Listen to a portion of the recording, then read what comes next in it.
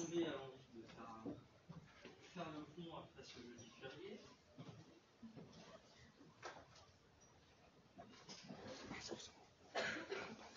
Alors cette semaine, ce qu'on va faire,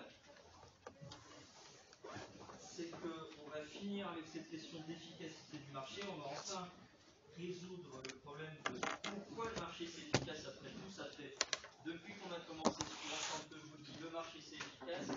On va enfin voir pourquoi. Et puis après, on commencera avec une autre notion qui est celle de l'élasticité. Mais tout d'abord, reprenons où on s'est arrêté, donc sur la question de l'efficacité du marché. Alors, c'était à voir avec les notions de surplus, etc. Donc ça, c'est on va mettre en tête. Sur un marché, on a donc notre courbe d'offre, notre courbe de demande.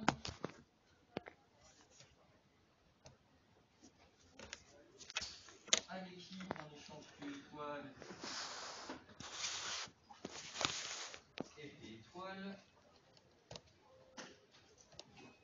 Et le surplus total, dans ce cas-là, donc c'est l'espace entre la courbe de demande et la courbe d'offre, ici assurée en bleu.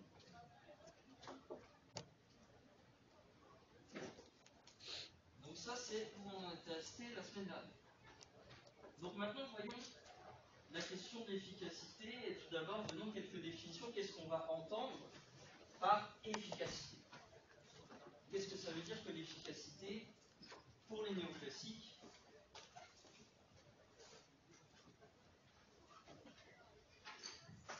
Alors, ce qu'on va appeler efficacité, c'est quelque chose de précis. On va également parler d'efficience. On va utiliser en économie les deux termes de façon synonyme. Efficacité ou efficience.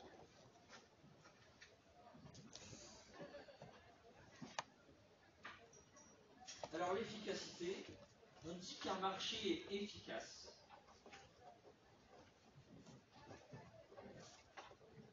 On dit qu'un marché est efficace lorsque le surplus total est maximal. On dit qu'un marché est efficace lorsque le surplus total sur ce marché est maximal.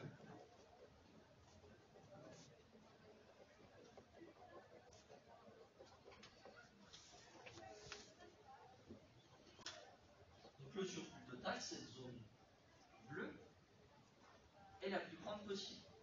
C'est ça que ça veut dire. C'est-à-dire qu'on ne peut pas augmenter ce surplus total en modifiant le prix ou les quantités échangées. Le marché est efficace lorsque le surplus total sur ce marché est maximal. Autrement dit, ça veut dire que si on change le prix ou si on change les quantités échangées, eh bien on ne peut pas augmenter ce surplus total. Ce n'est pas possible.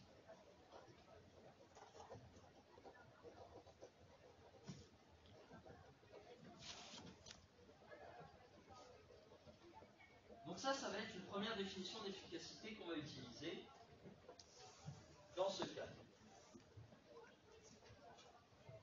Deuxième définition d'efficacité qu'on va mobiliser, c'est l'efficacité au sens de Pareto. Je vous en avais parlé dans le premier chapitre de Vilfredo Pareto, de ce que c'était que pour lui une situation optimale, de ce que c'était qu'un optimum de Pareto. Est-ce que quelqu'un se souvient de la définition que Pareto donnait d'une situation optimale?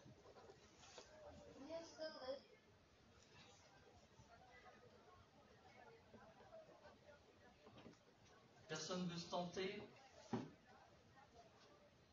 Je fais ça dans l'économie du bien-être, dans la partie sur l'histoire de la pensée.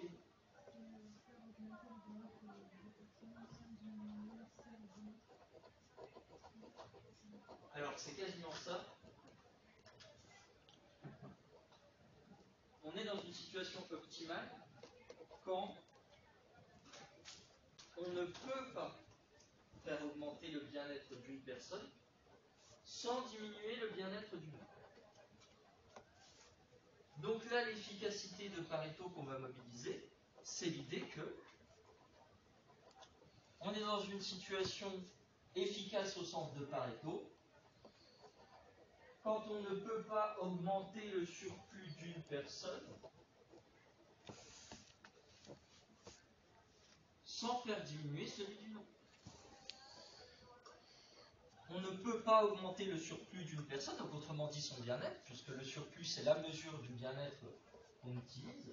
On ne peut pas augmenter le surplus d'une personne sans diminuer le surplus d'une autre personne. On est alors dans une situation efficace au sens de Pareto. Une situation Pareto efficace. Pareto, pour rappel, c'est écrit de cette façon. Est-ce que si j'allume dans le fond, vous verrez mieux le tableau ou pas? C'est mieux? Ouais. Donc voilà, les deux définitions qu'on va utiliser pour parler d'efficacité et les choses qu'on va devoir démontrer. Donc on va devoir montrer que le marché est efficace, donc est la situation qui maximise le surplus total, et est une situation où on ne peut pas augmenter le surplus d'une personne sans diminuer le surplus d'une autre. Donc le marché est-il efficace? La question qu'on se pose, est-ce que le marché est efficace et Pareto efficace?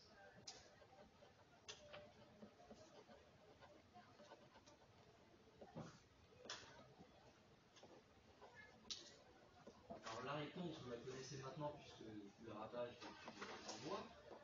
La réponse est oui, mais dans certaines conditions.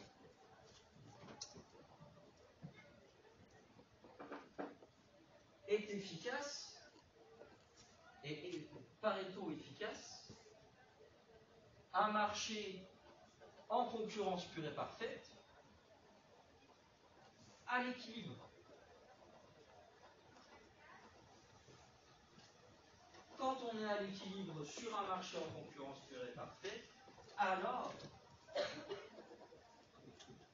c'est un marché efficace et efficace au sens de Pareto.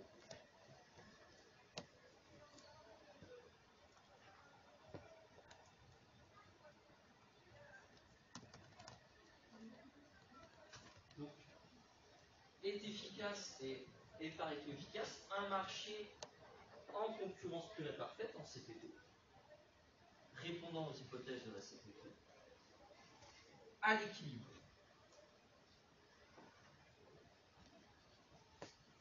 À l'équilibre, un marché en concurrence pure et parfaite à l'équilibre est un marché efficace et Pareto efficace.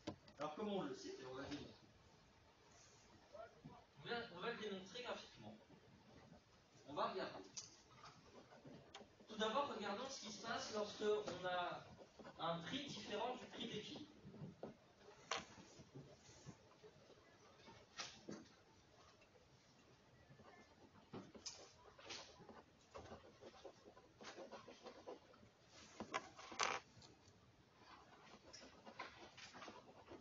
Donc on a notre demande, on a notre offre, notre situation d'équilibre ici, avec une quantité échangée pour un prix d'équilibre P fois. Et donc pour commencer, regardons ce qui se passe si l'État intervient en disant je fixe un prix plancher. C'est-à-dire que je vais fixer un prix en dessous duquel le prix ne peut pas tomber. Et il se trouve que, mince, ce prix plancher est supérieur au prix d'équilibre. Donc, voyons ce qui se passe lorsqu'on a un prix supérieur au prix d'équilibre.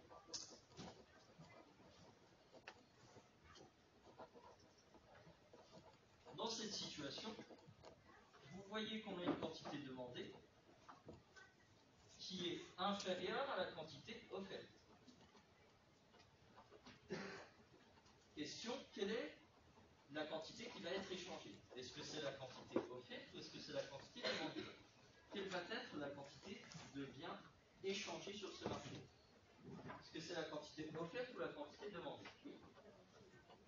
La quantité demandée, en effet. Vous avez une demande qui est inférieure à l'offre. Autrement dit, sur ce marché, vous avez beaucoup plus de produits disponibles que de personnes qui veulent l'acheter.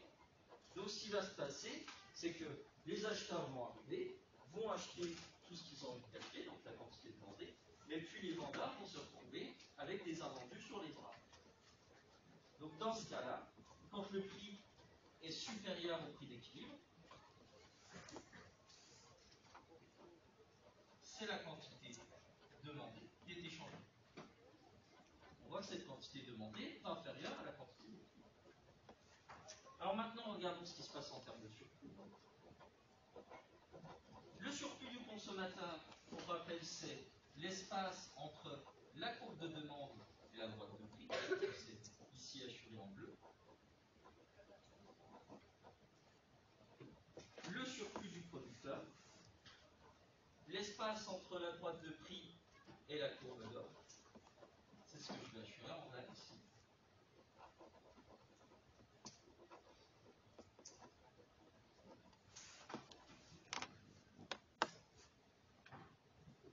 Et donc vous remarquez que par rapport à cette situation-là, qui est la situation d'équilibre en termes de surplus total, il manque le triangle ici.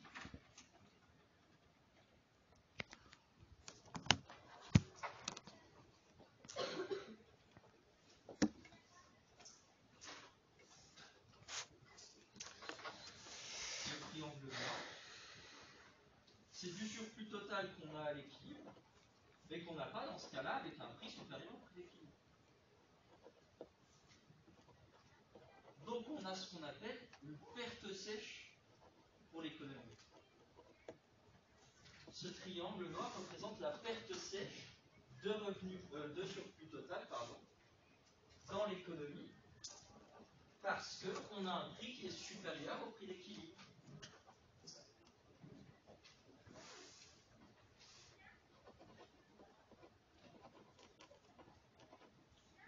Donc premier cas d'un prix différent du prix d'équilibre, le prix supérieur. Dans cette situation,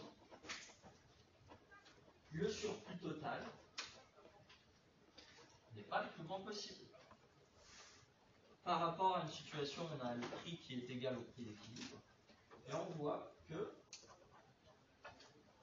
on a du surplus total qui n'est plus présent et qui est représenté par ce triangle noir qu'on appelle la perte sèche.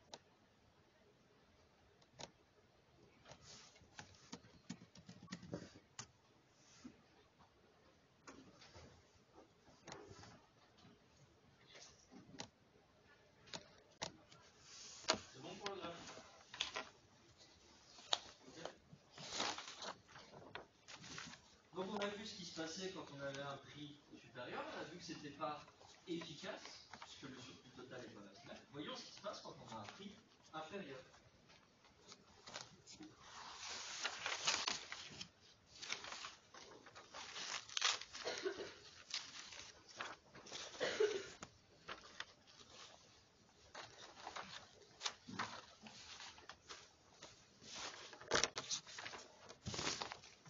Donc toujours nos deux axes. Prix quantité.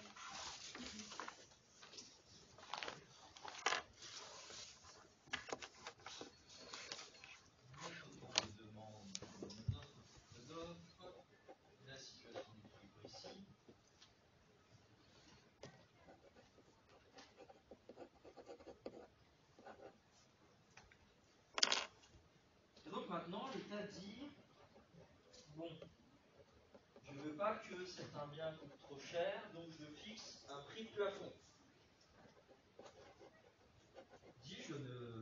Par exemple, ça va être le cas pour ce qui s'est passé avec les prix de l'énergie. L'État a fixé un prix plafond. On a dit, bon, voilà, le prix du gaz ne peut plus maintenant augmenter au-dessus de tel prix. Ça, c'est le blocage des prix. Donc, on fixe un prix de plafond qui se trouve être inférieur au prix d'équilibre.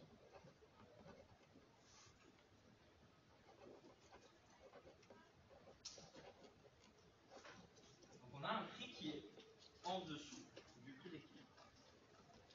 Dans cette situation, on a la quantité offerte, on sera pour le d'offre ici, donc on a la quantité offerte qui est inférieure à la quantité demandée. Dans cette situation, quelle va être la quantité échangée? Est-ce que c'est la quantité offerte qui va être échangée? Est-ce que c'est la quantité demandée? Oui, la quantité offerte, en effet. Là, on est dans une situation où il y a plus de demandes que d'offres. Donc, c'est les gens qui font la queue pour pouvoir se procurer le bien. C'est les gens qui font la queue devant l'Apple Store quand le nouvel iPhone sort. On a les vendeurs ont ce qu'ils ont à vendre en quantité d'iPhone. Et donc, il y a certaines personnes qui ont fait la queue, qui ont été là toute la nuit pour se procurer l'iPhone, mais vont partir de retour mais sans rien avoir. Donc, la quantité qui va être échangée, c'est bien la quantité offerte.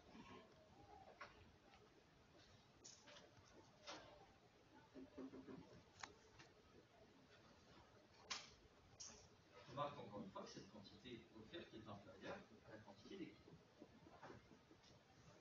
Donc, maintenant, de nouveau, regardons ce qui se passe en termes de surplus. Le surplus du producteur, l'espace entre la courbe d'offre et la droite de prix. Ici. Le surplus du consommateur, l'espace entre la courbe de demande et la droite de prix.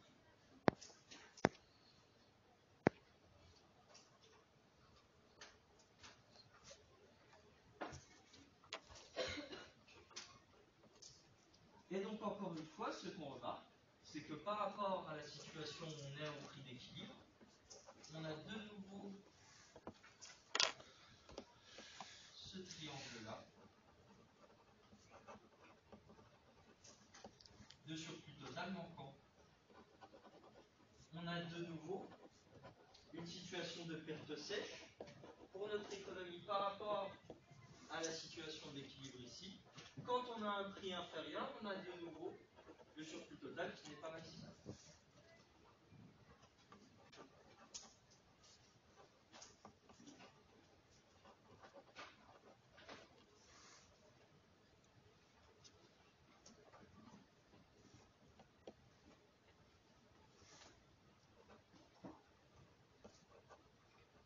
Donc quand le prix est inférieur au prix d'équilibre, on a un surplus total qui n'est pas le plus grand possible. On n'est pas dans une situation efficace.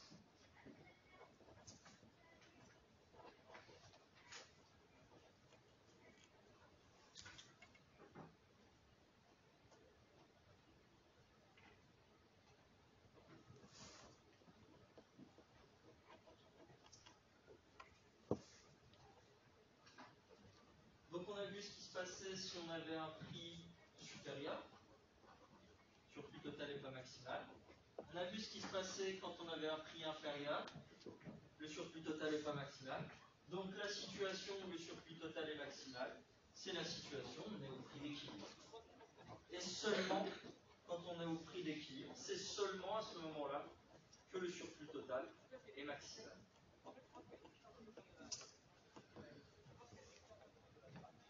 Donc en ce qui concerne le prix, tout prix différent du prix d'équilibre entraîne une perte de surplus, ce qu'on appelle la perte sèche, et rend le marché inefficace, puisque le surplus total n'est pas le plus grand.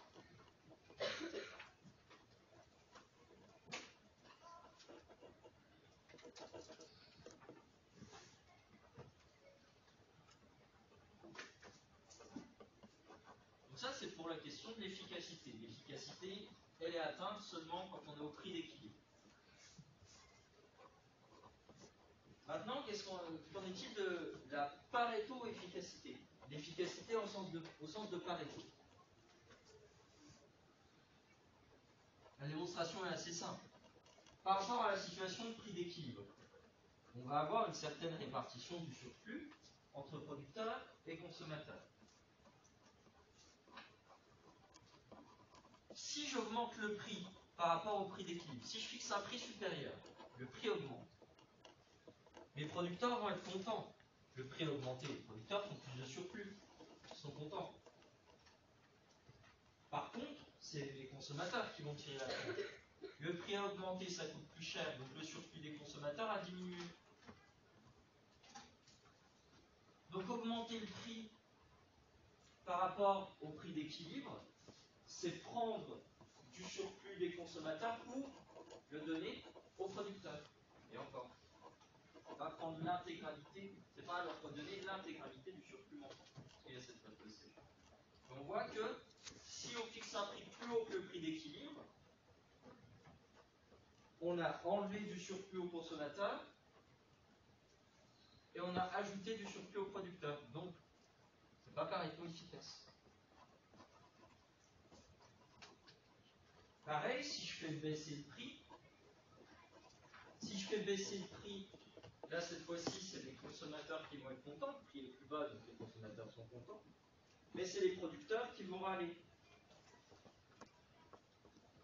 Donc le surplus des consommateurs certes va augmenter, mais le surplus des producteurs va diminuer. Donc ce changement aura impliqué certes d'augmenter le surplus de certains, mais de faire diminuer pour cela le surplus d'autres personnes. Donc encore une fois, ce n'est pas efficace au sens de Pareto. Donc, tout comme le prix d'équilibre et le prix où le surplus total est maximal, le prix d'équilibre, quand on est au prix d'équilibre, on est dans une situation qui est efficace au sens de Pareto. On ne peut plus augmenter le surplus de quelqu'un sans forcément diminuer le surplus de quelqu'un d'autre.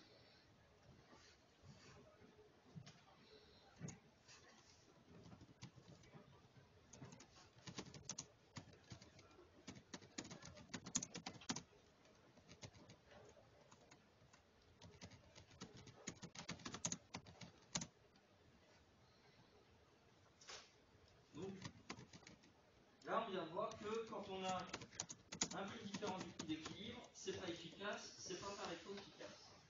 Maintenant, qu'en est-il de quantités différentes de la quantité d'équilibre?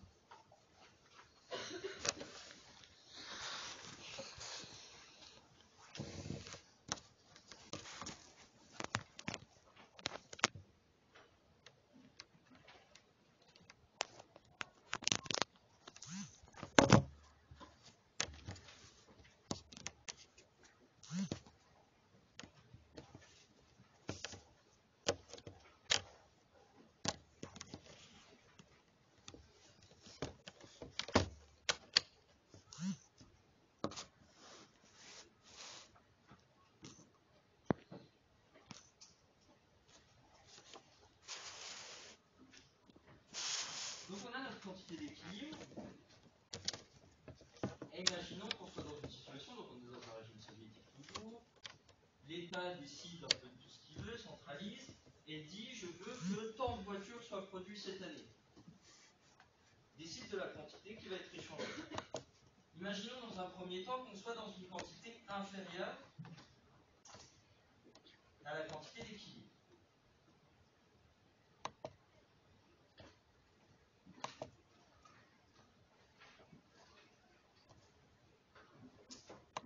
Regardons le surplus.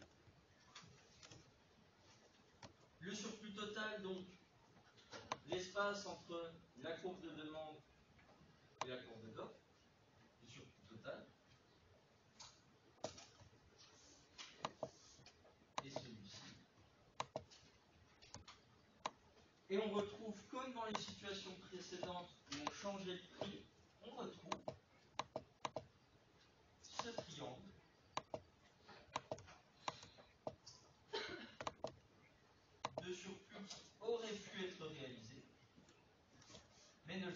parce que la quantité échangée est inférieure à la quantité d'équilibre. Donc le surplus total ici n'est pas maximal. Si on fixe une quantité inférieure à la quantité d'équilibre, on a encore cette perte sèche, ce triangle noir, de surplus total qui aurait pu être fait à l'équilibre, mais qui ne le sera pas, puisqu'il n'y a pas assez de biens à échanger.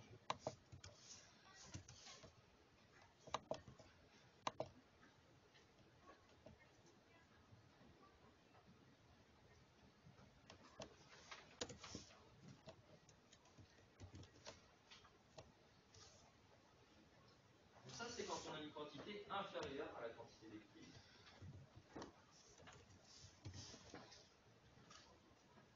Pas efficace.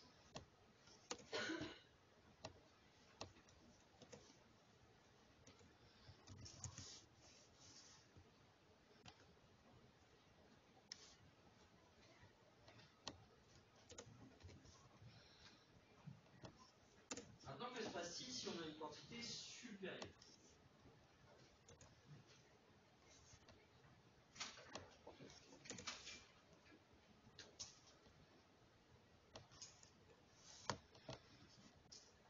Donc là, cette fois-ci, on fixe la quantité au-dessus de la quantité d'équilibre. On a une quantité supérieure à la quantité d'équilibre.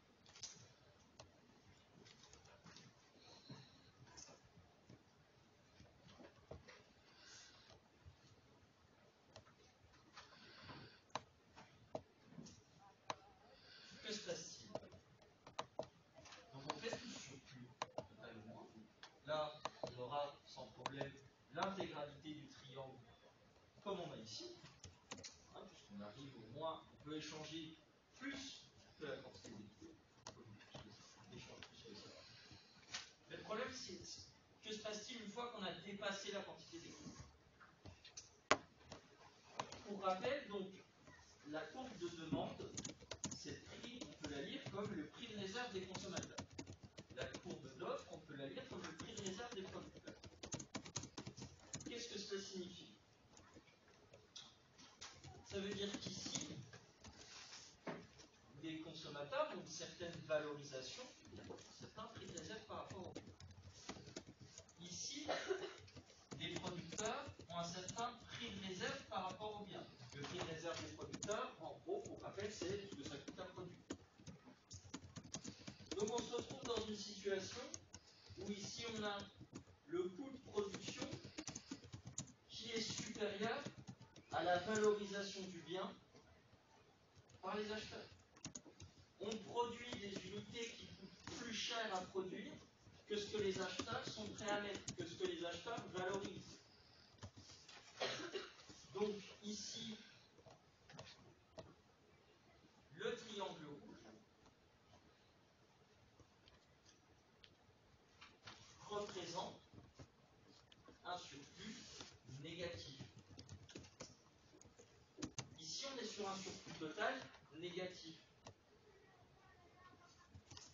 On produit, on échange des quantités qui coûtent plus cher à produire que ce que les gens sont prêts à payer, que ce que les gens ont envie de payer.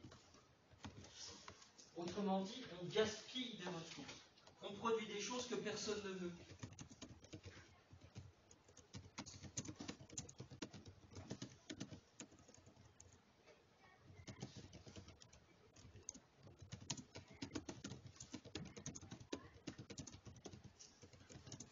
Donc on gâche, on gaspille, on produit trop,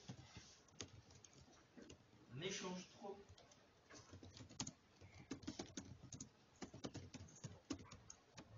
Tout ça, c'est du surplus négatif. Oui. Et est-ce que le surplus négatif, on a déjà expérimenté dans la vie réelle? Est-ce qu'on s'est déjà retrouvé avec trop de production? Oui, notamment dans le bloc de l'Est à l'époque de la guerre froide, etc. C'est des choses qu'on expérimentait quand la quantité produite par les usines était décidée par des comités politiques, des comités du bureau. C'est déjà arrivé qu'il y ait beaucoup trop de, je crois que c'était l'histoire, produisait plus de vote gauche que de vote droite, je crois. Du coup, il y avait trop de bottes gauche. Les gens vous ont mis en général. Donc oui, c'est déjà arrivé qu'on produise trop, que les quantités fixées soient trop fortes par rapport à ce que les gens souhaiteraient mettre par rapport au flux.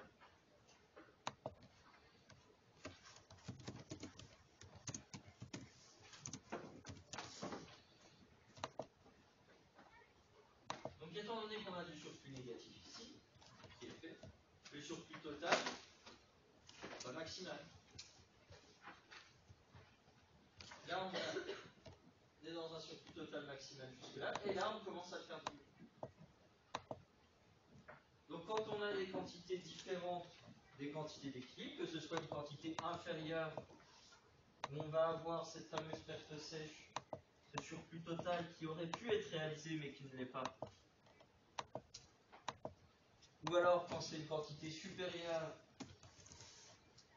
et donc là on se met à produire des choses que personne ne veut, qui ne sont pas valorisées suffisamment pour le consommateur par rapport à ce qu'elles ont coûté à produire. Donc il y a du surplus négatif. Eh bien, quand on a des quantités différentes des quantités d'équilibre, on n'a pas un surplus total maximal. Donc on n'est pas dans une situation efficace.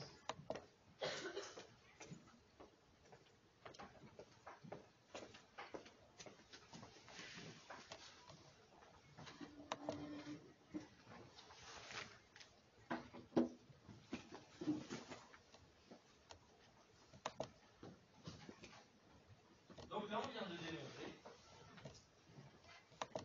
qu'un marché en concurrence pure et parfaite, il est efficace, il est pareto-efficace, seulement quand le prix est égal au prix d'équilibre et quand la quantité échangée est égale à la quantité d'équilibre. C'est la seule situation pour laquelle le marché, le surplus total est maximal, et seule situation où on ne peut pas augmenter le bien-être de certains sans diminuer le bien-être des autres.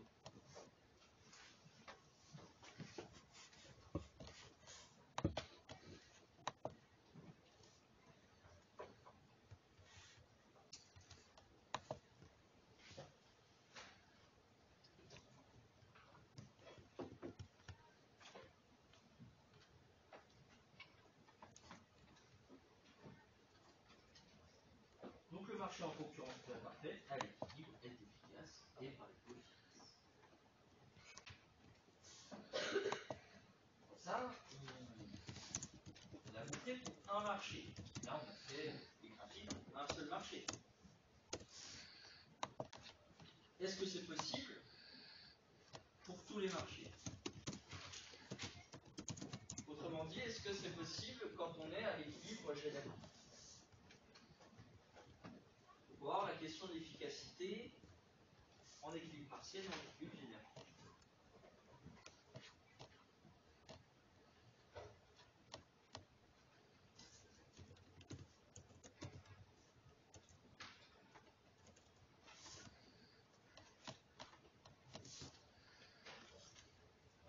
Alors notre ami Pareto a montré que ce qui était vrai ici en équilibre partiel est également vrai en équilibre général. Donc que ce qui est vrai quand on a l'équilibre sur un marché est également vrai lorsqu'on a l'équilibre sur tous les marchés.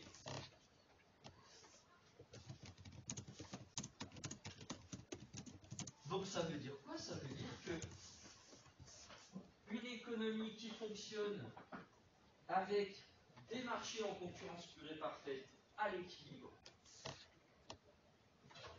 est une économie efficace et même pareto-efficace. Donc une économie où vous avez tous vos marchés qui sont à l'équilibre, qui fonctionnent en concurrence pure et parfaite, c'est une économie où le surplus total est maximal. Le bien-être de l'ensemble de la société est maximal.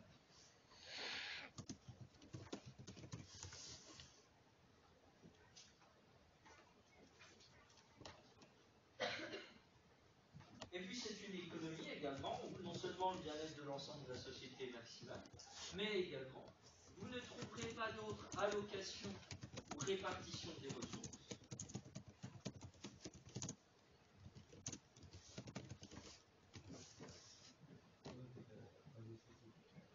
donc le bien-être de l'ensemble de la société est maximal dans une économie qui fonctionne avec des marchés à l'équilibre en concurrence parfaite. Et vous ne trouverez pas d'autres allocations et ou répartition des ressources. Vous ne trouverez pas d'autres allocations et ou répartition des ressources qui viendraient améliorer le bien-être de la personne sans diminuer le bien-être du groupe.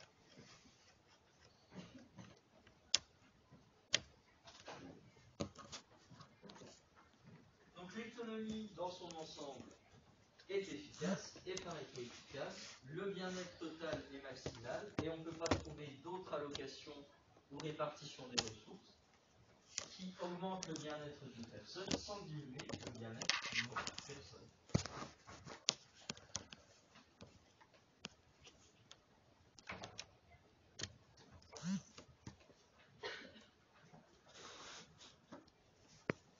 Bon bah après ça normalement on dit let's go. Allons-y. Mettons en place des marchés en concurrence parfaite partout, c'est la meilleure façon de faire. C'est la façon où tout le monde est heureux, tout le monde est le plus heureux possible, on ne peut pas améliorer le bien-être de quelqu'un sans diminuer le bien-être d'une autre personne, c'est efficace, le surcoût total est maximisé.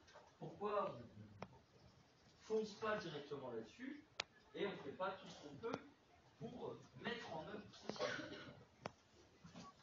C'est parce qu'il y a certaines petites limites à cette histoire.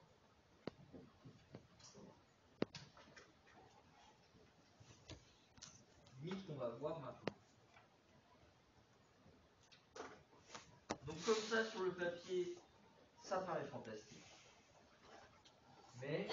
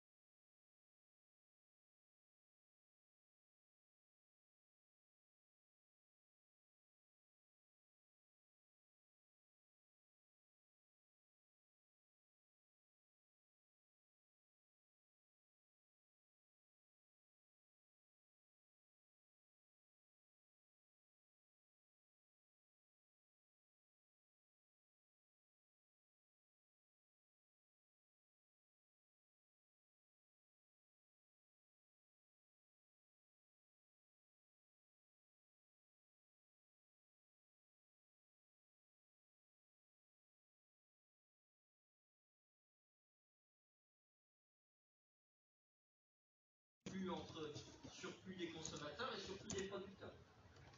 Le modèle ne dit rien là-dessus. C'est juste on maximise le surplus total et après la répartition, on verra sur le temps. Donc ça c'est une première limite, c'est le fait que au final nos amis néoclassiques ne répondent pas sur cette question qu'on pourrait appeler une question de justice sociale. Comment on répartit le surplus? Quelle est la répartition au final du surplus?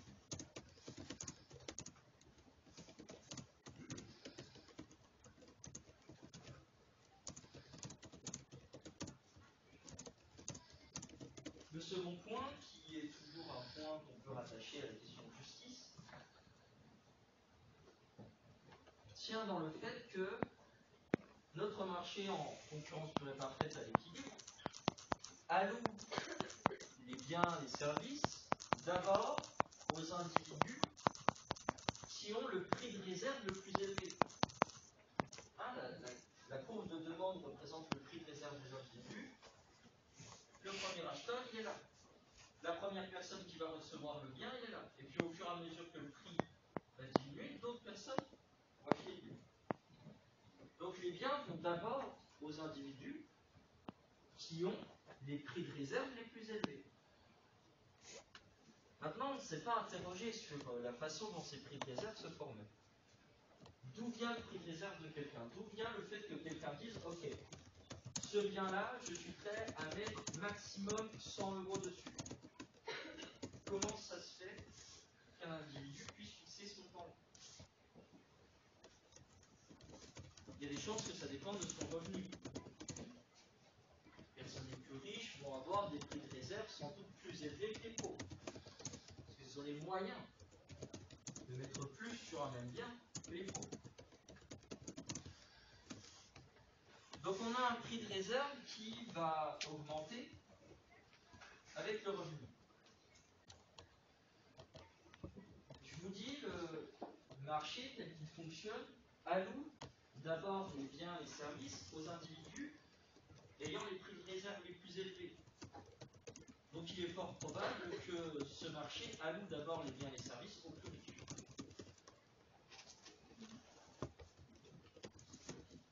Est-ce que le fait que le marché alloue d'abord les biens et les services aux plus riches est juste? La question se pose. Oui. En tout cas, je ne sais pas pour vous. Moi, je le dis.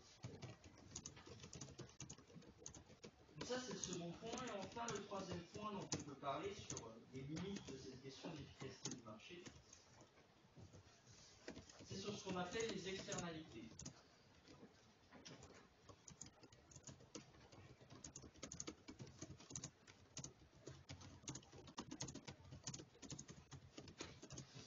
Une externalité, qu'est-ce que c'est?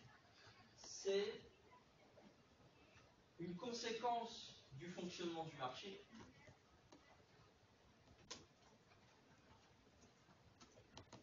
C'est une conséquence du fonctionnement du marché, mais qui n'est pas prise en compte par celui-ci.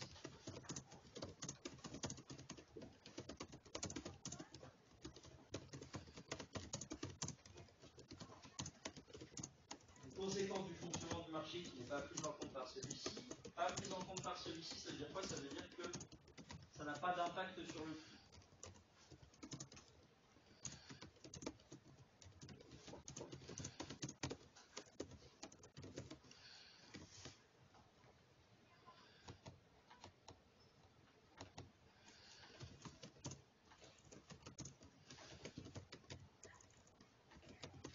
Donc, par exemple, l'externalité à laquelle on va penser le plus souvent, c'est la pollution. Imaginez qu'on soit ici sur le marché de l'emballage plastique. Le marché de l'emballage plastique, bon, il est à l'équilibre, il est en concurrence parfaite, voilà, donc on a le bien-être total qui est maximisé. Ok. Parce que les emballages plastiques, ça pollue. Ça pollue énormément, ça met très longtemps à disparaître dans la nature. C'est plutôt pénible à gérer.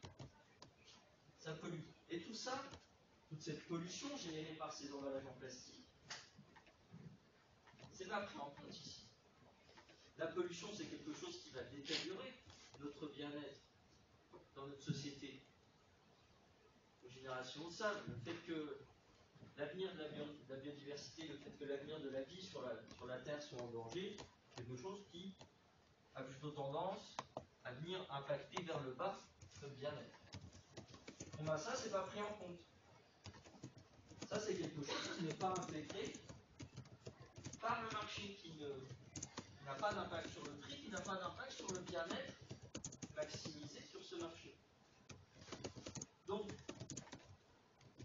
le fait que le marché ne prenne pas en compte ces externalités dans son fonctionnement, et donc que dans le calcul du bien-être total de la société,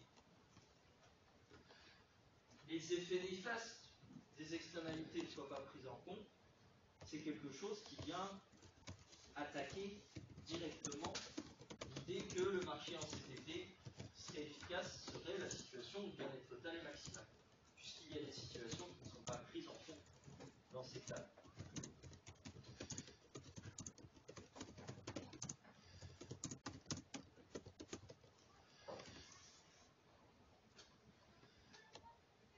Donc voilà en ce qui concerne les limites qu'on peut citer sur le caractère efficace du marché. Alors est-ce que efficacité ça veut dire équité, justice, et est-ce que c'est vraiment efficace quand on sait que tout n'est pas pris en compte par le fonctionnement du marché, notamment les externalités?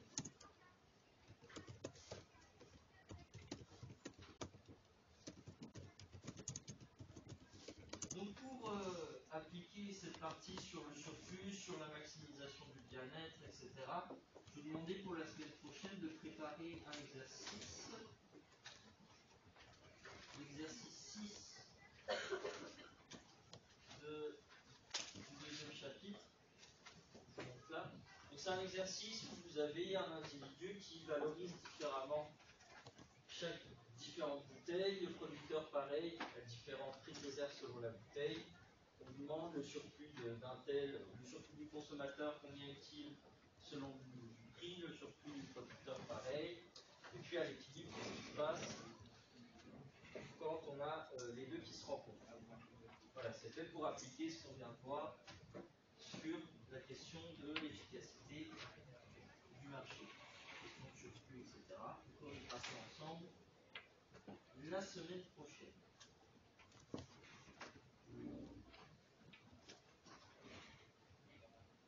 Des questions sur cette histoire de surplus, de maximisation, choses sur lesquelles vous voudrez continuer.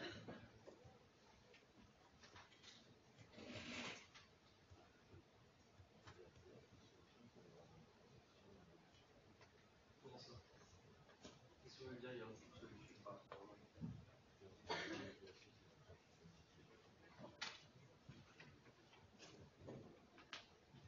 Alors, c'est pas tant qu'ils n'ont pas trouvé de solution que c'est pas.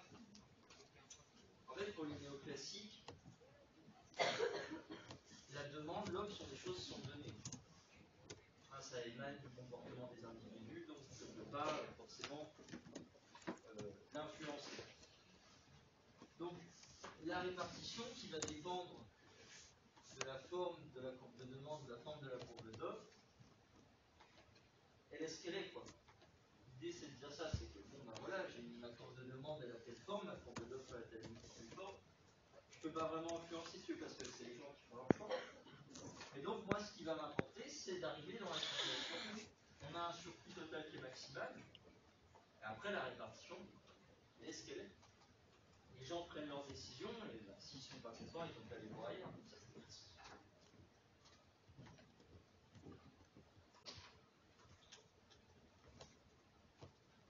S'il n'y a pas plus de questions, on va passer. Maintenant qu'on a vu, on a montré, ou en tout cas, selon les néoclassiques, on a montré que le marché était efficace, on va revenir à des interrogations qu'on avait un petit peu quittées ces derniers temps. On va parler de la notion d'élasticité.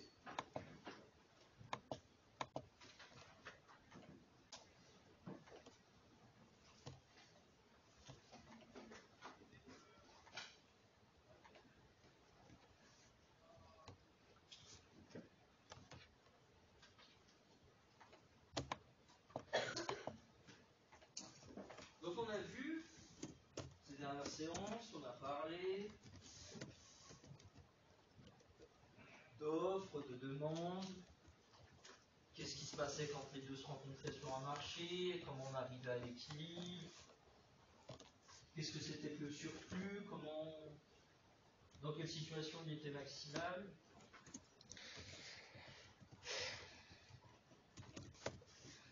On a parlé également de comment varie l'offre, la demande, selon que certains de leurs déterminants varient. Quand le prix augmente, en général, la demande diminue. Quand le prix augmente, en général, l'offre augmente. Donc on a eu une analyse jusqu'à présent assez qualitative. On n'a pas cherché à quantifier ces choses-là. On n'a pas cherché à savoir dans quelle proportion variait l'offre ou la demande quand le prix variait. Jusqu'à présent, on s'est contenté de dire bon, quand le prix augmente, la demande diminue en général. Et là maintenant, on va se poser la question de dans quelle proportion la demande diminue quand le prix augmente. Est-ce que la demande diminue beaucoup? Est-ce qu'elle diminue peu? Pareil pour l'offre. Quand le prix change, est-ce que l'offre change beaucoup? Est-ce qu'elle change peu? qu'on va s'intéresser avec cette notion d'élasticité.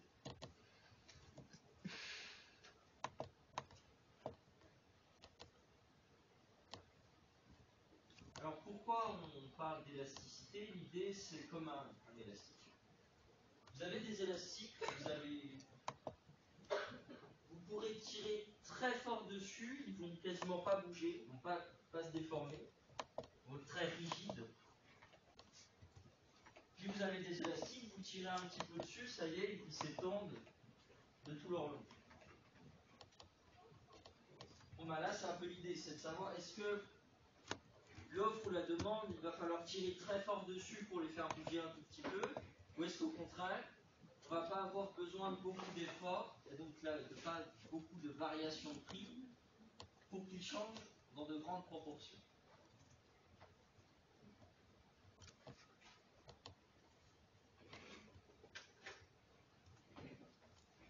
Alors pourquoi s'intéresser à cette histoire de proportion?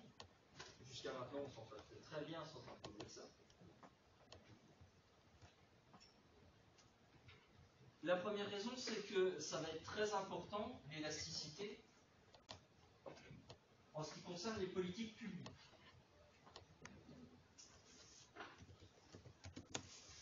Ça va être important pour les politiques publiques, ou encore ça va être important pour les entreprises quand elles fixent leurs prix.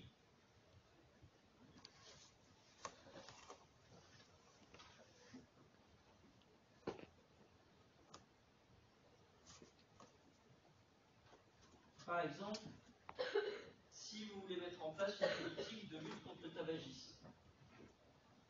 Le tabagisme est quelque chose qui tue, on dépense énormément d'argent dans la gestion, dans les soins des conséquences du tabagisme.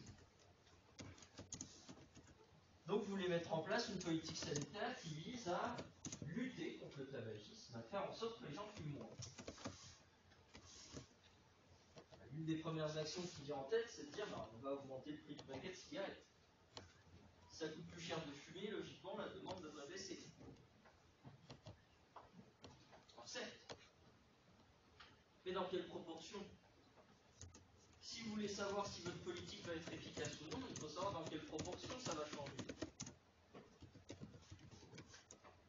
Si vous augmentez le prix du paquet de cigarettes et qu'au final les gens ne fument pas moins, votre politique aurait été plutôt un échec. Enfin, d'un point de vue sanitaire, d'un point de vue économique, ça vous aura fait rentrer de l'argent. C'est autre chose. Par contre, si quand vous changez le prix, quand vous augmentez le prix du paquet de cigarettes, là vous voyez tomber le nombre de paquets achetés, peut-être que ça a plutôt bien marché. C'est pour ça que c'est important de savoir l'élasticité de la demande de cigarettes par rapport à une variation du prix du paquet.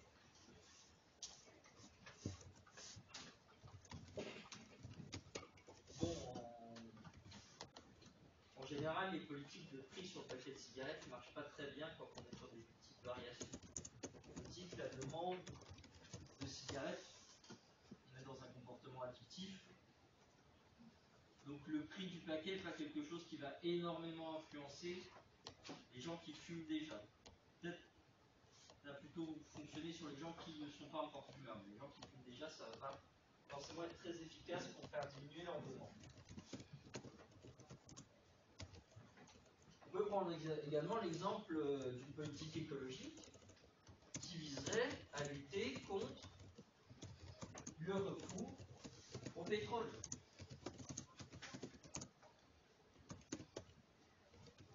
On a des candidats à l'élection présidentielle qui ont proposé de faire passer le prix du litre d'essence, le prix du litre de gasoil à plus de 2 euros, 2,50 € à la pompe, dans le but de faire diminuer la consommation d'essence par la population. Donc encore une fois, la question c'est, ok, oui, on peut s'attendre à ce que l'augmentation du prix de l'essence fasse que les gens vont moins s'en servir, mais est-ce que ça va marcher? Est-ce que vraiment ça va faire beaucoup diminuer la consommation d'essence de la population? Bon, là encore, on sait que l'essence est un bien dont la demande ne varie pas beaucoup quand le prix change. On est plutôt sur une demande assez rigide. Donc connaître les les élasticités, les changements de demande ou d'offre par rapport aux variations de prix, ça permet d'éclairer des politiques publiques, et puis on le verra un peu plus tard, ça permet d'éclairer également des politiques de prix pour les entreprises.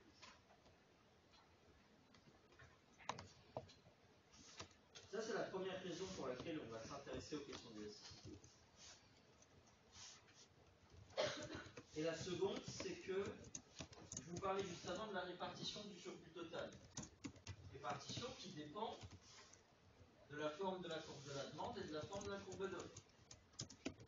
Eh bien, ces formes, ce sont les élasticités qui les déterminent. On verra ça également, mais la pente de la courbe de demande et la pente de la courbe d'offre, ce sont les élasticités. Les élasticités prix. On verra ce que ça change selon la valeur de l'élasticité sur la forme de la courbe.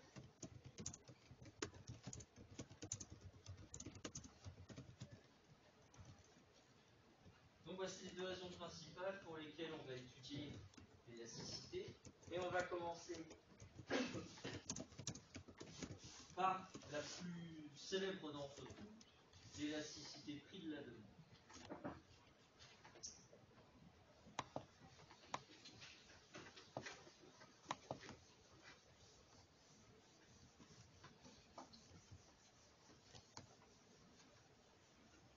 Donc l'élasticité prix de la demande, c'est vraiment l'élasticité qu'on utilise le plus en économie.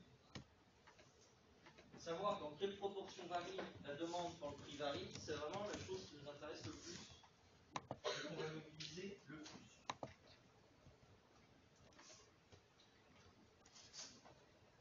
Donc pour commencer, une petite définition et on va voir comment elle se calcule cette élasticité.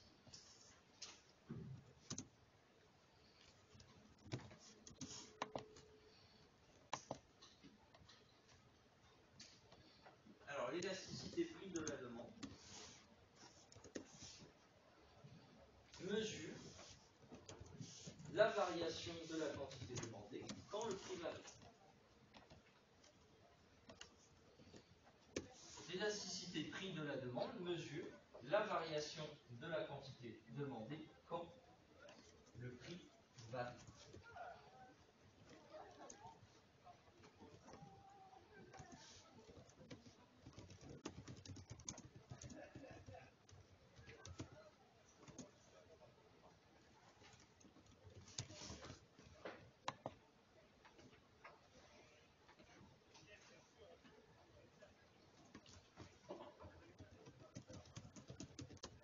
Donc mesure la variation de la quantité demandée quand le prix varie.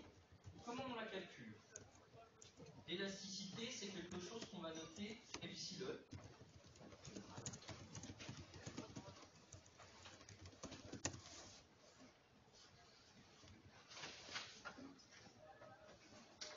Donc l'élasticité prix de la demande, c'est epsilon prix de demande, de cette façon. On la calcule avec le taux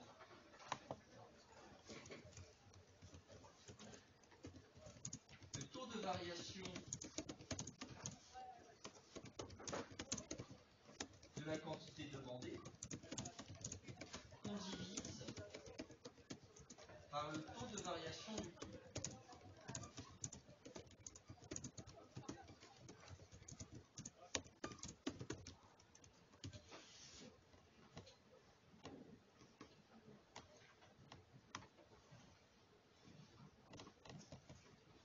Donc c'est-à-dire, si vous avez deux couples prix-quantité, vous avez un couple P1-Q1, à chaque niveau de prix dépend une quantité demandée, donc on a P1-Q1, et un autre couple P2-Q2. Eh bien, l'élasticité prix de la demande, dans ce cas-là, on va la calculer de cette façon, on va faire Q2 moins Q1 divisé par Q1, ça c'est le taux de variation de la quantité demandée, Q2 moins Q1 divisé par Q1, le tout divisé par le taux de variation du prix, P2 moins P1 divisé par P2.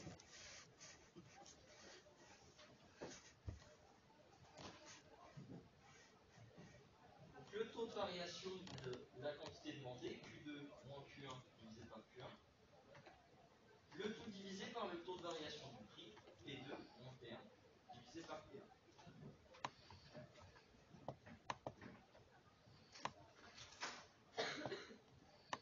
Si vous voulez, plutôt que de mettre P1 et P2, bon, je sais que j'avais vu ça comme ça quand j'étais au lycée, le taux de variation, on dit c'est valeur, je ne sais pas si c'est ce qu'on veut dire, on m'avait dit c'est valeur d'arrivée moins valeur de départ divisé par valeur de départ. Je voulais dire quantité d'arrivée moins quantité de départ divisé par quantité de départ, le tout divisé par prix d'arrivée moins prix de départ divisé par prix de départ.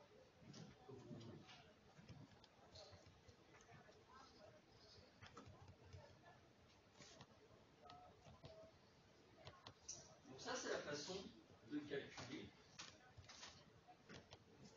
l'élasticité prix de la demande.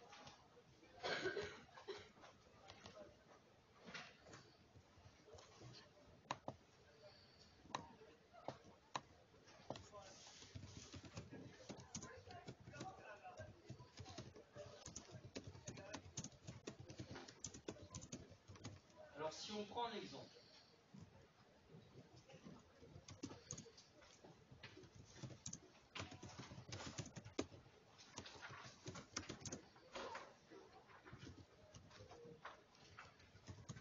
donc admettons qu'on ait un bien donné, peu importe, qui, quand il est à 10 euros, voit sa quantité demandée être de 50.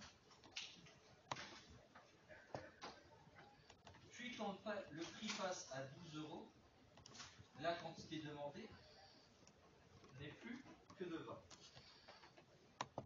Donc on va devoir calculer l'élasticité prix de la demande de ce bien.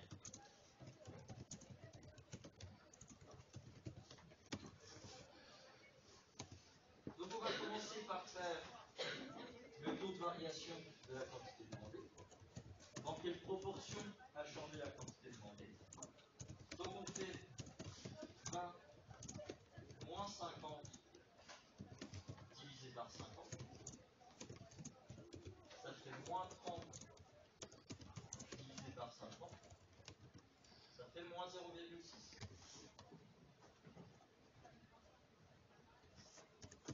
Moins 0,6 qui est égal à moins 60%. C'est la même chose. C'est une écriture différente, mais c'est le même nom.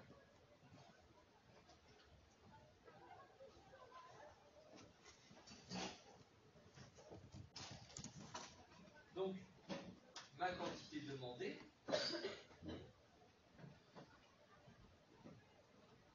a diminué de 60%. Voilà, tu sais qu'entre mes deux situations, la quantité demandée a diminué de 60%.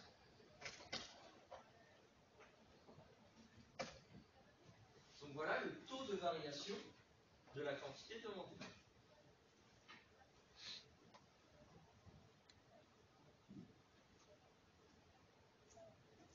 Maintenant, faisons pareil pour le prix.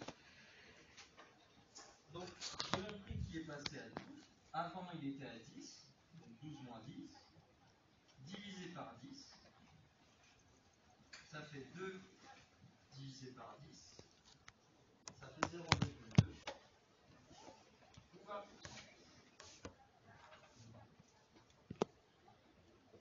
Donc, mon prix a augmenté de 20%.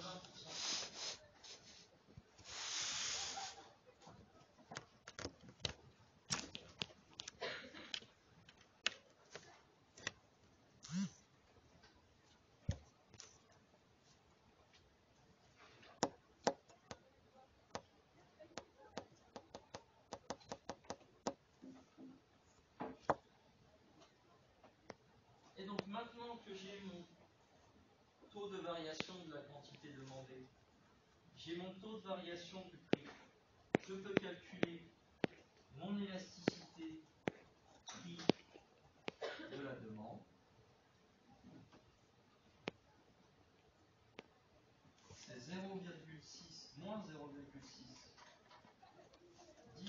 par 0,2, c'est égal à moins 3.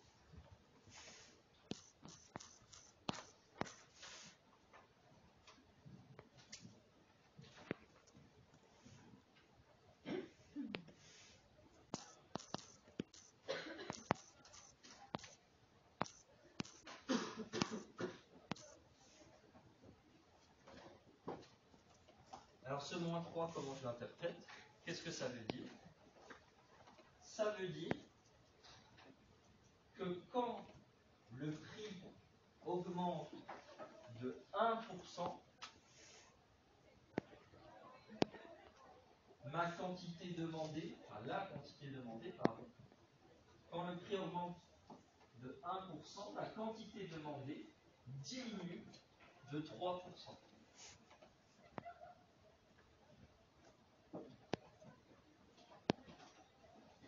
Voilà comment ça s'interprète l'élasticité de prix de la demande.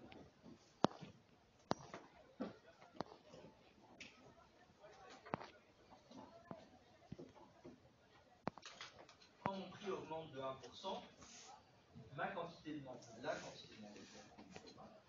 quantité demandée diminue de 3%. Et donc de façon générale, quand le prix augmente de 1%, la quantité demandée varie de epsilon.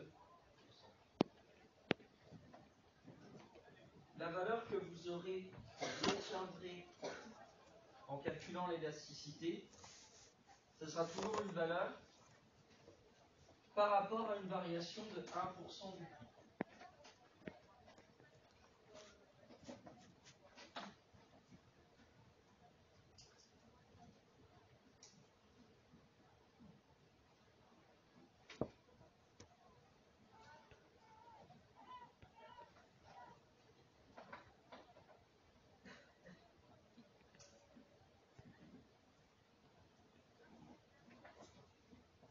Ça va le calcul?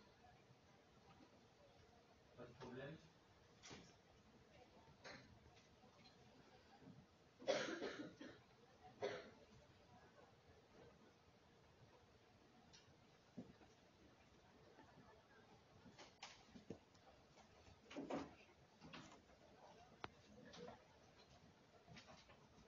Ok.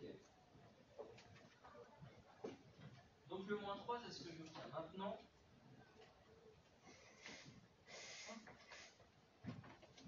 quand on applique la loi de la demande, on sait que la demande diminue quand le prix augmente, en général. Ça veut dire quoi? Ça veut dire, pour notre élasticité, prix de la demande, qu'elle sera toujours négative. Puisque l'élasticité mesure la variation de la demande pour une augmentation de 1% du prix. Quand le prix augmente, la demande diminue, donc mon élasticité sera toujours négative. Ça, c'est quelque chose, du coup, cette information, on a tendance à pouvoir l'enlever. On utilise pour ça ce qu'on appelle la valeur absolue. La valeur absolue, c'est une opération, prendre la valeur absolue d'un nombre, c'est une opération qui consiste tout simplement à dégager le moins qu'il y a devant s'il y en a un. Ça transforme les nombres négatifs en nombres positifs. Et ça laisse les nombres positifs en nombres positifs. Donc la valeur absolue de moins 3, le fait de prendre la valeur absolue, vous présentez ça avec une barre verticale à gauche, une barre verticale à droite, la valeur absolue de moins 3, c'est 3. On dégage le moins qu'il y a devant. La valeur absolue de 3, c'est 3. Donc la valeur absolue, on va la prendre sur nos élasticités. Donc on va faire comme si les élasticités prix-demande étaient positives. On va raisonner comme ça pour l'interpréter, parce qu'on sait que normalement l'élasticité prix de la demande elle est négative, donc cette information on la dégage.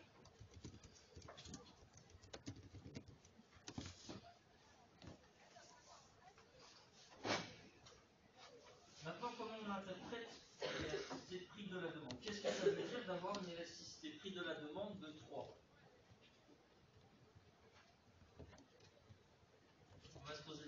savoir est-ce que c'est une demande élastique ou est-ce que c'est une demande inélastique.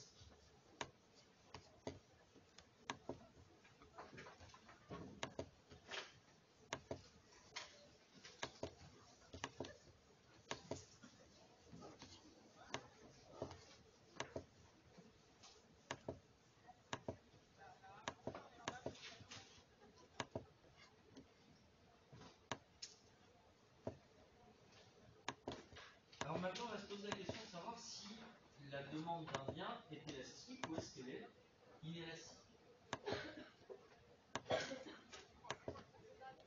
Donc je vous dis, puisqu'on prend la valeur absolue de l'élasticité, l'élasticité c'est quelque chose qui va être compris entre 0 et l'infini. Toutes les élasticités prix de la demande qu'on pourra mesurer, puisqu'on prend la valeur absolue, elles vont être comprises entre 0 et l'infini. Et donc au sein de ces élasticités, on va distinguer trois cas.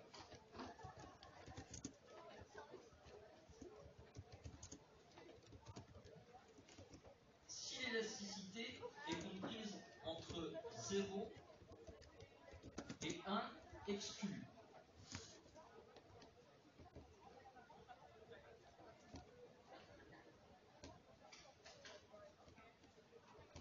on va dire que la demande est rigide ou inélastique.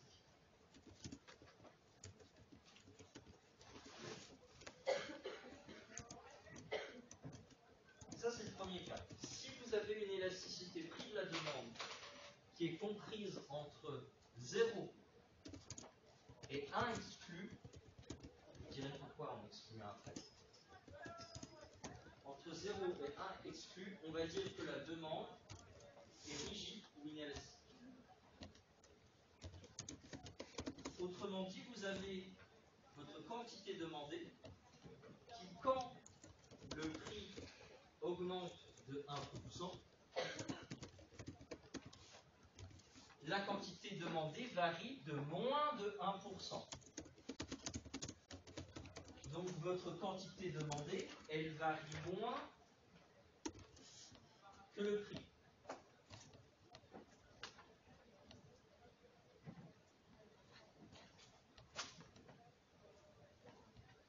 On est dans une situation, on est sur un élastique qui ne s'allonge pas beaucoup.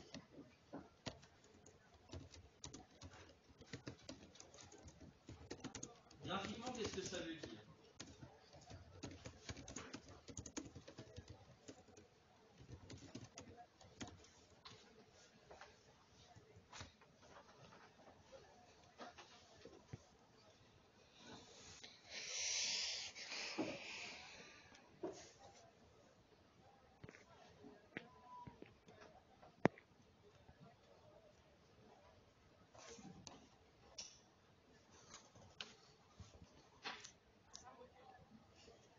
Là, j'ai représenté une courbe de demande avec une demande inélastique.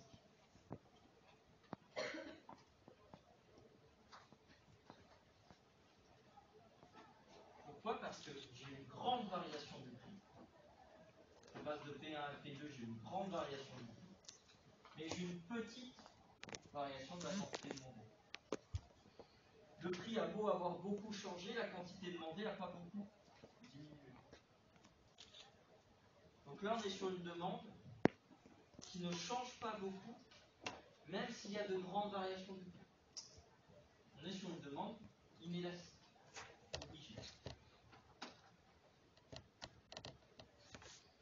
Et plus votre courbe de demande se rapproche de la verticale, plus vous aurez une élasticité qui se rapproche de 0.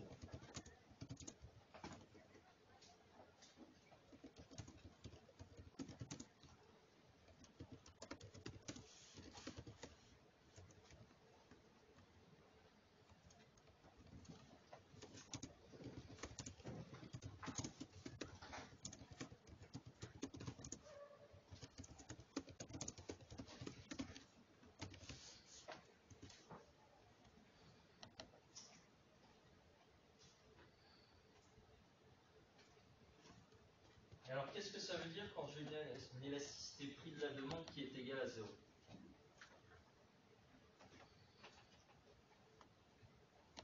Qu'est-ce que ça implique?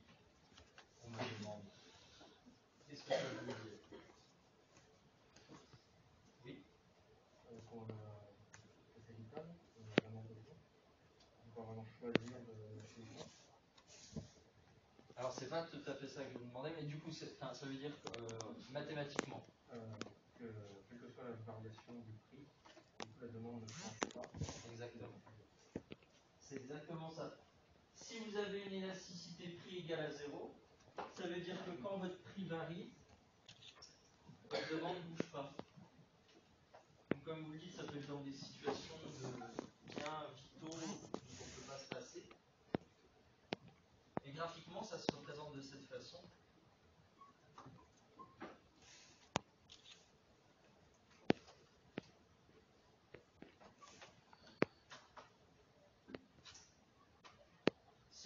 C'est une droite parfaitement verticale. C'est-à-dire que peu importe le niveau de prix, vous aurez toujours la même quantité demandée. Ça, c'est quand vous avez une élasticité prix-demande égale à 0. Ça, c'est quand vous avez une élasticité prix-demande comprise entre 0 et 1.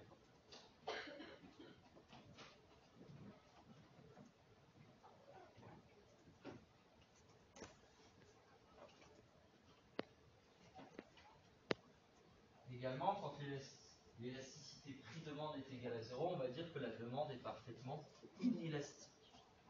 Elle est parfaitement rigide, totalement inélastique. Peu importe le prix, la quantité demandée est toujours la même. Elle ne change pas, elle ne bouge pas.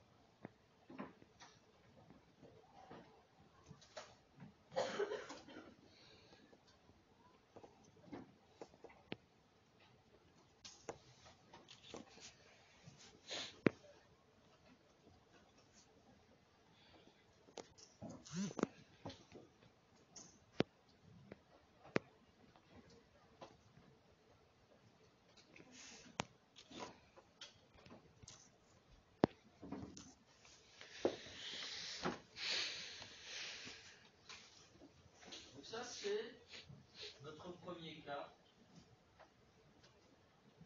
Quand l'élasticité prix de la demande est comprise entre 0 et 1.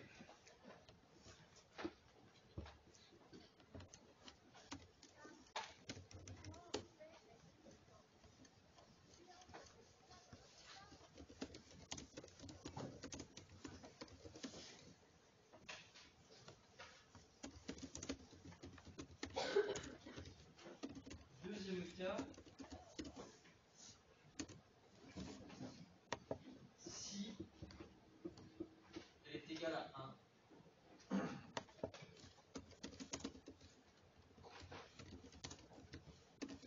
on va dire que l'élasticité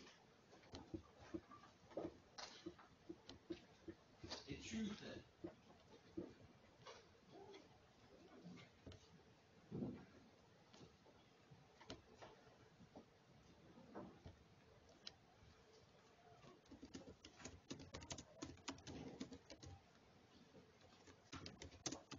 Quand vous avez une élasticité prix de la demande qui est égale à 1, on dit que l'élasticité est unitaire, ça veut dire que la demande varie dans les mêmes proportions que le prix. Quand le prix augmente de 10%, la quantité demandée diminue de 10%. Quand le prix augmente de 100%, la quantité demandée diminue de 100%. Quand le prix augmente de 1%, la quantité demandée diminue de 1%. Varie dans les mêmes proportions toutes les deux. Tous les deux.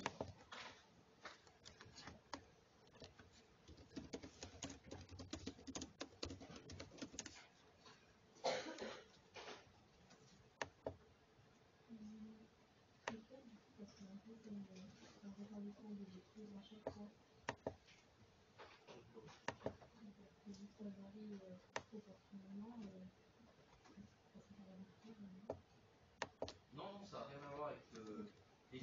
c'est la rencontre entre l'offre et la demande. Là, on est sur l'analyse de la demande et de variation de la demande en fonction de l'offre.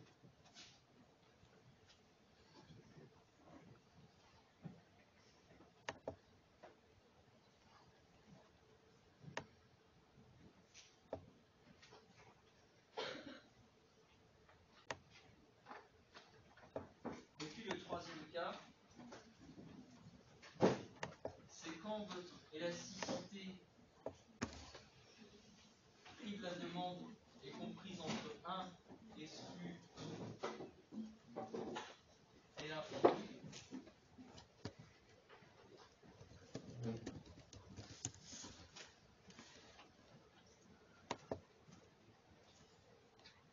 On dit que la demande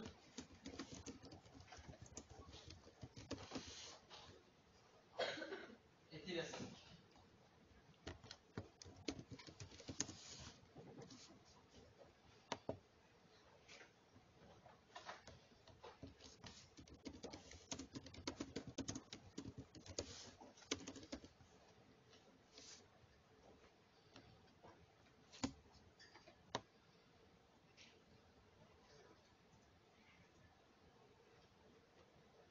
Donc une demande élastique, c'est une demande qui varie plus que le prix. Quand le prix varie de 1%, la demande varie de plus de 1%.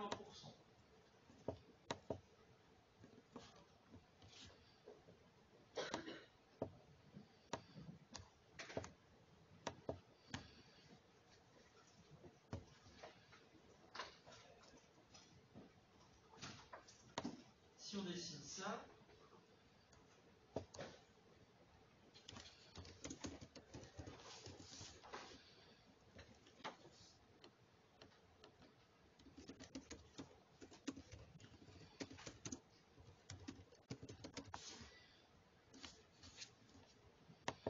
on a une demande qui, plus son élasticité prix s'approche de l'infini, plus la courbe de demande va se rapprocher de l'horizontale.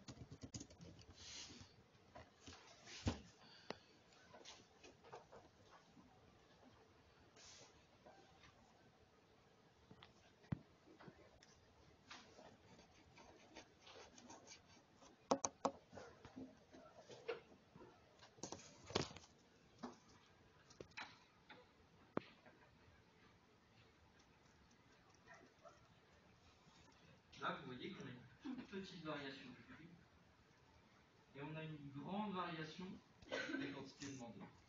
On a une demande qui réagit beaucoup aux variations du prix. Il suffit d'une petite variation pour que la demande change beaucoup. On a une demande élastique, voire très élastique.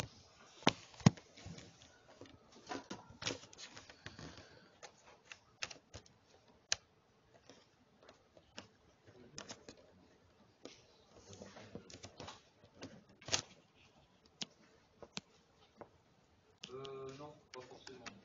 Après, si on vous le demande de deviner graphiquement, on vous donnera les points, on vous dira, c'est l'exemple que je vous ai donné tout à l'heure. À partir de l'exemple que je vous ai donné tout à l'heure, vous pouvez le faire graphiquement. Vous avez 2 points, vous pouvez le faire sur graphe. Mais c'est pas forcément ça qui nous intéresse. Il nous intéressera plutôt au fait que vous la calculiez, que vous arriviez à l'interpréter.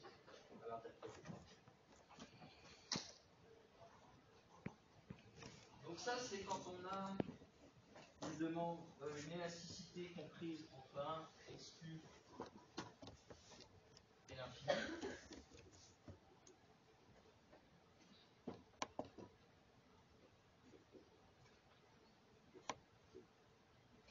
Et puis, si vous avez une élasticité prix de la demande qui est égale à l'infini,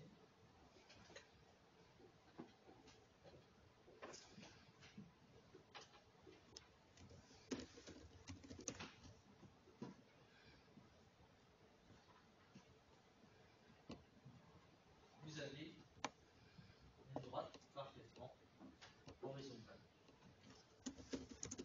C'est-à-dire que pour un même prix, vous avez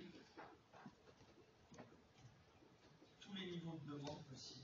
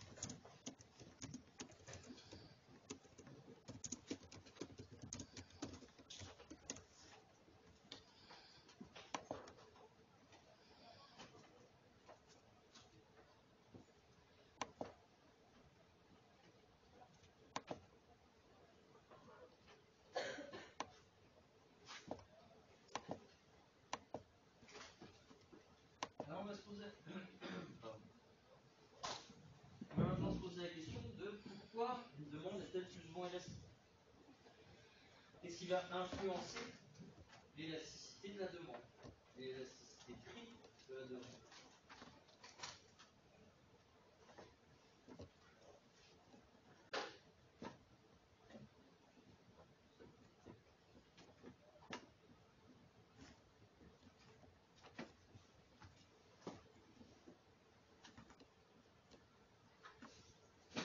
Alors, je laisse de côté tout ce qui est préférence, goût individuel, ce genre de choses-là.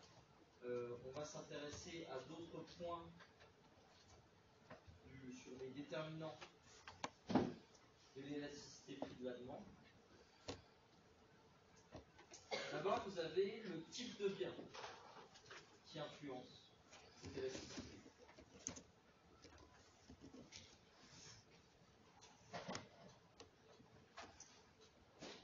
Les biens essentiels, les biens les plus basiques, vont avoir une élasticité prix très basse. Autrement dit, une élasticité prix très basse, ça veut dire que la demande ne varie pas beaucoup en fonction du prix. Ce sont des biens basiques, des biens essentiels, on peut difficilement s'en passer. Par exemple, l'essence pour les personnes qui doivent se déplacer en voiture. Donc une variation du prix n'influence pas beaucoup la quantité demandée. C'est difficile de s'en passer.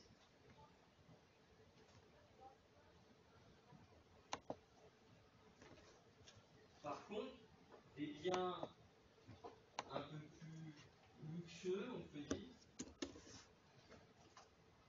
des biens moins essentiels, eux vont avoir une élasticité prix de la demande beaucoup plus importante. Elle va être plus élevée parce que c'est des biens dont on peut se passer si jamais leur prix augmente trop, on peut totalement arrêter de les acheter. Et donc la demande va être beaucoup plus sensible aux variations du prix, ce qui fait que l'élasticité prix de la demande va être plus importante.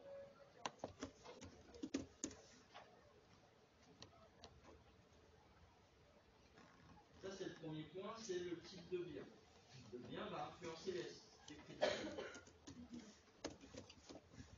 Second point, c'est l'existence de substituts ou non.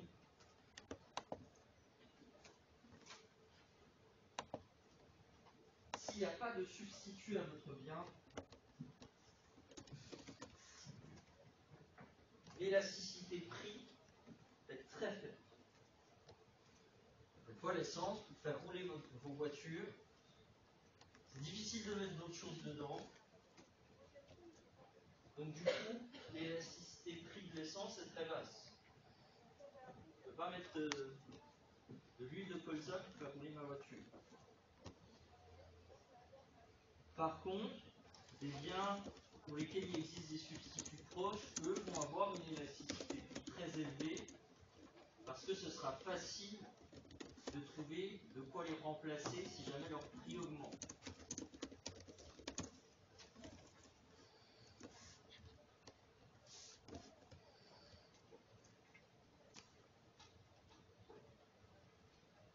Par exemple, si le prix des pois augmente beaucoup, ben vous allez arrêter de manger des pois, puis vous allez manger d'autres fruits. C'est pas très compliqué de trouver d'autres fruits de substitution. Donc quand il n'y a pas de substitut, l'élasticité des prix est basse, et quand il y en a, elle est plutôt élevée.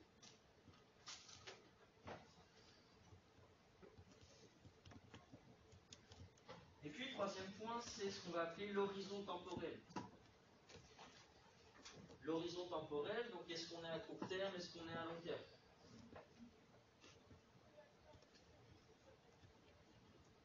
À court terme, la demande est toujours moins élastique, plus inélastique, plus rigide qu'à long terme. À long terme, c'est plus facile de s'adapter au changement de prix qu'à court terme.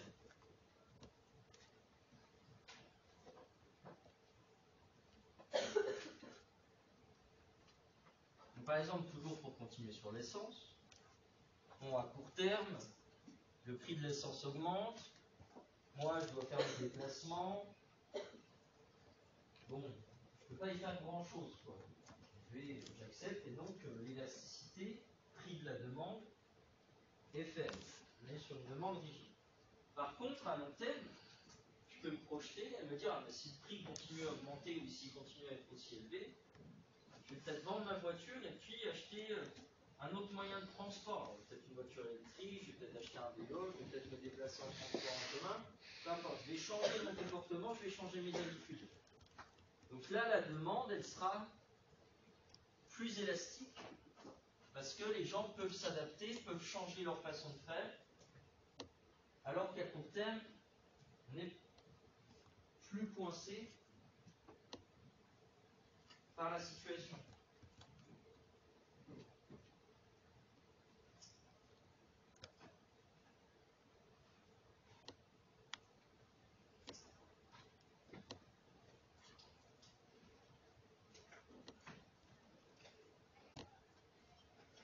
Donc voilà les 3 points qui vont influencer les prix de la demande. Donc maintenant, on va s'intéresser à ce dont je vous parlais en introduction de cette partie. On va s'intéresser aux questions de politique tarifaire, de politique de prix des entreprises. Et on va voir le rapport entre chiffre d'affaires et élasticité.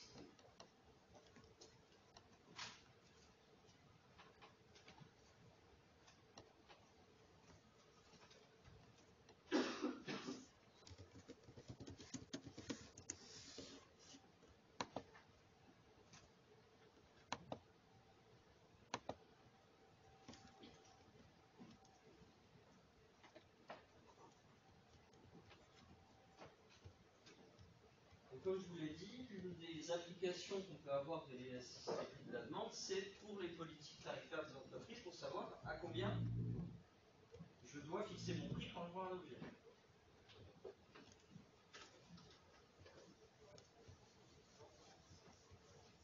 Imaginez que vous êtes à la tête d'une entreprise, et puis on vous annonce que l'entreprise est en déficit. Et pas de profit, même pire, on a des pertes. Qu'est-ce qu'on fait? Comment on réagit en termes de prix?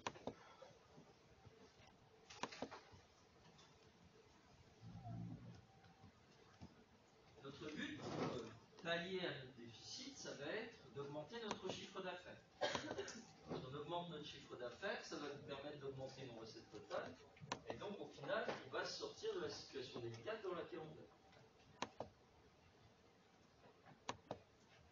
Le chiffre d'affaires, mes recettes totales,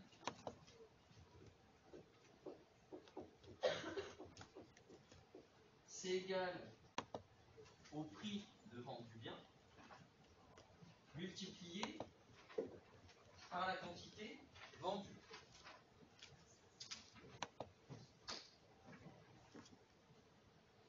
Ça, c'est la définition de chiffre d'affaires qu'on va utiliser. Les recettes totales, c'est le prix multiplié par les quantités.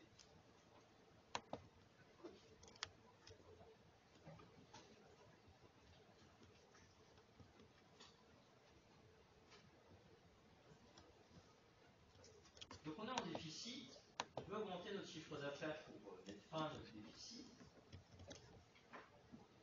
Comment on fait? Comment on change notre prix? Est-ce qu'on l'augmente? Est-ce qu'on le diminue? Eh bien ça va dépendre de l'élasticité prix de la demande.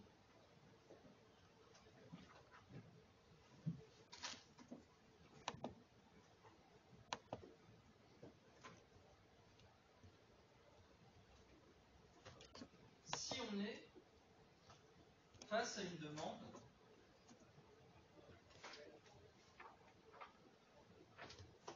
qui est inélastique,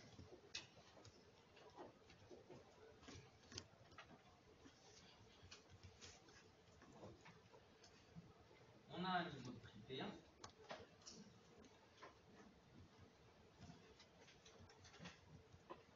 et donc on a une quantité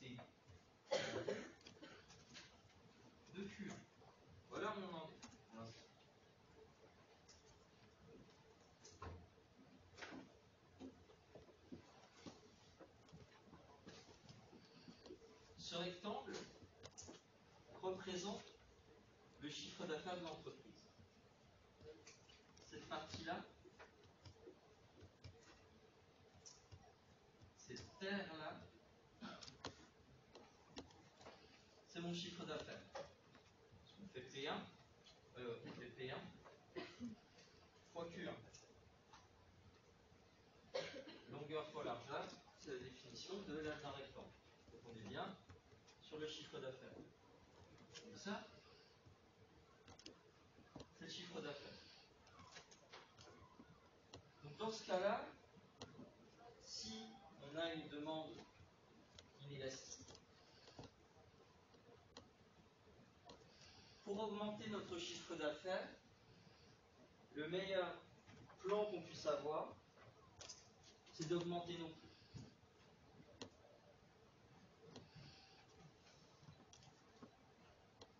On passe à P2.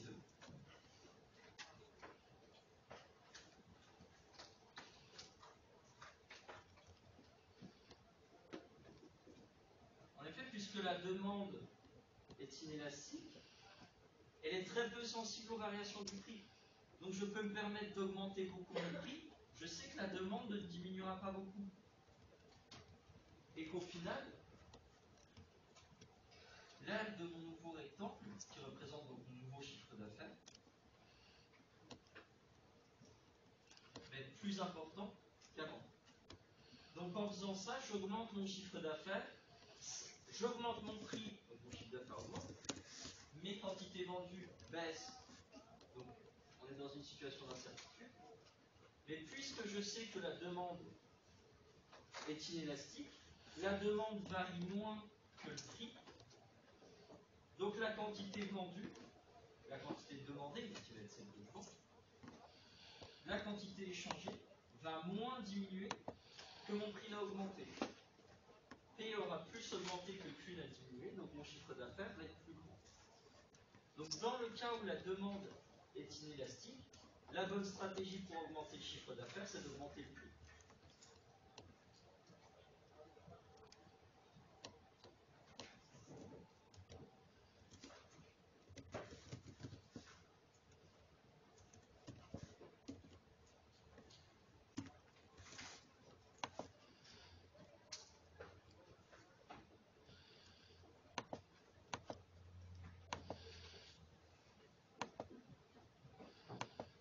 Maintenant, si ma demande, au contraire, est élastique,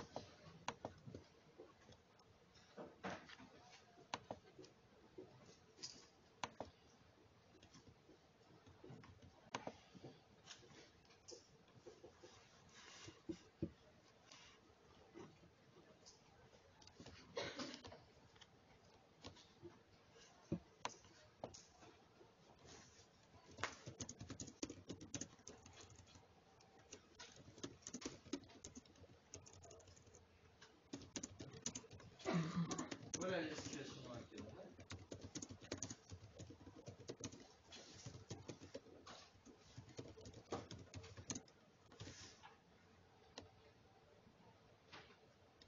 Là, je sais que la demande réagit beaucoup au changement de prix. Si je bouge un tout petit peu mon prix, ma quantité demandée va beaucoup changer.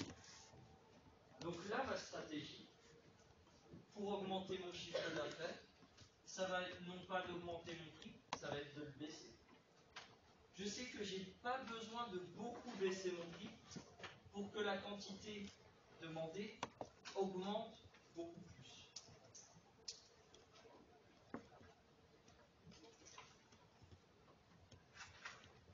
Donc ici, si je passe à P2,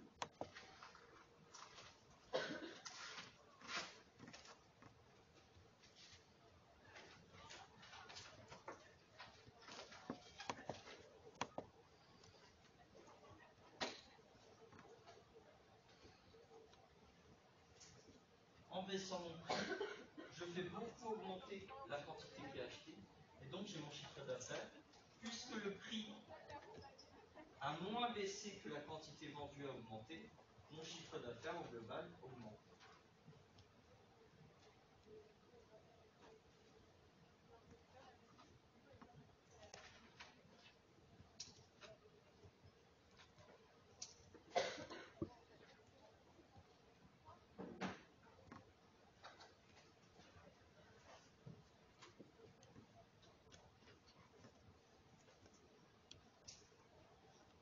ça c'est le cas.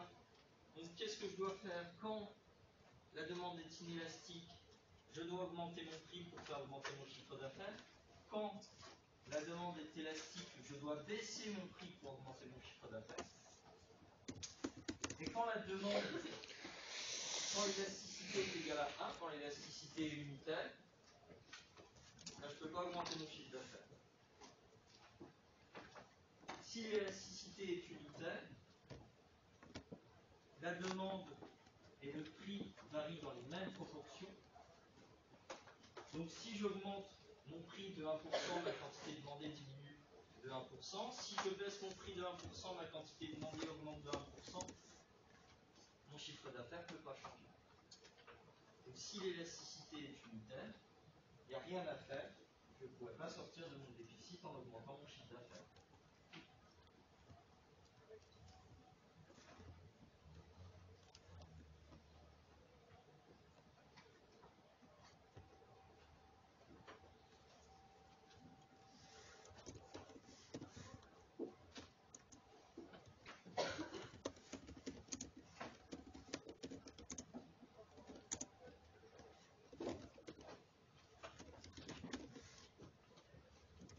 Donc un petit moyen mnémotechnique de se rappeler notamment cette histoire d'élasticité ou non.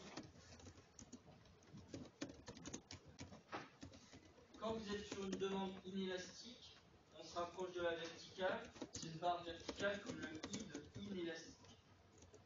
Par contre, quand on est sur une demande élastique, on se rapproche de l'horizontale comme la barre du milieu du E de élastique. Un moyen pour vous rappeler, si vous ne savez plus, inélastique, c'est vertical comme le I, élastique, c'est horizontal comme la barre du milieu du E.